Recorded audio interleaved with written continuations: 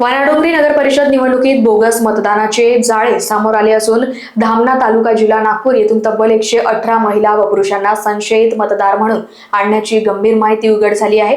धामण्यातील कार्यकर्त्यांनी ही बाब माजी गृहमंत्री अनिल देशमुख यांच्यापर्यंत पोहोचवली असून त्यांनी तत्काळ रमेश बग्ग यांच्याशी संपर्क साधून संपूर्ण घडामोडीची पडताळणी केली। असं आहे की आपल्याला कल्पना आहे की नुकत्याच नगरपालिका आणि नगरपंचायतच्या निवडणुका महाराष्ट्रामध्ये झाल्या।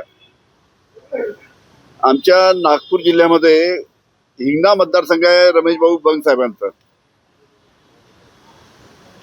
या मतदारसंघामध्ये आम्हाला मोठ्या प्रमाणात बोगस मतदान म्हणजे जे धामण्याचे रहिवासी आहे, धामण्याला ज्यांचं मतदान आहे, धामणा म्हणून एक गाव आहे, तिथे अनेक वर्षापासून मतदान करतात,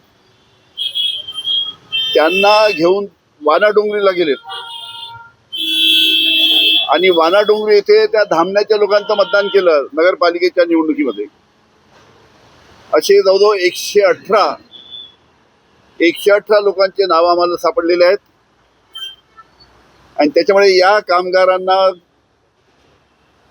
त्यांचं बोगस एपिक कार्ड तयार करण्यात आलं वानाडोंगरीचं। म्हणजे त्यांचं धामणा या गावाला सुद्धा त्यांचं होटिंग आहे आणि त्यांचं खोटं होटिंग वानाडोंगरीला दाखवण्यात आलं आणि जवळजवळ गाडीमध्ये बसून 118 लोकांना त्या ठिकाणी वानाडोंगरीमध्ये नेलं आणि तिथं त्यांचं बोगस मतदान भारतीय जनता पार्टीच्या माध्यमातून करण्यात आलं।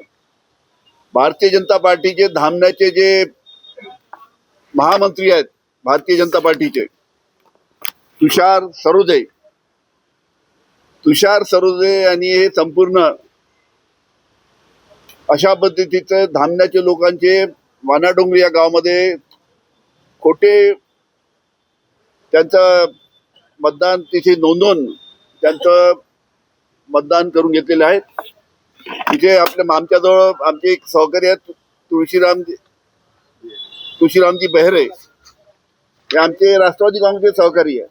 यांच्या पत्नीचं सुद्धा हे राहतात धामणा येथे, यांच्या पत्नीचं तुळशीरामजी बेहरे यांच्या पत्नीचं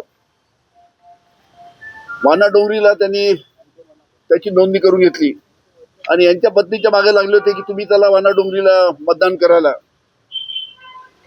तुळशीरामजी बेहरे यांच्या पत्नीने सांगितलं की आम्ही अशा पद्धतीनं खोटं काम करणार नाही, म्हणून अशा पद्धतीनं आपल्याला मी दाखवतो।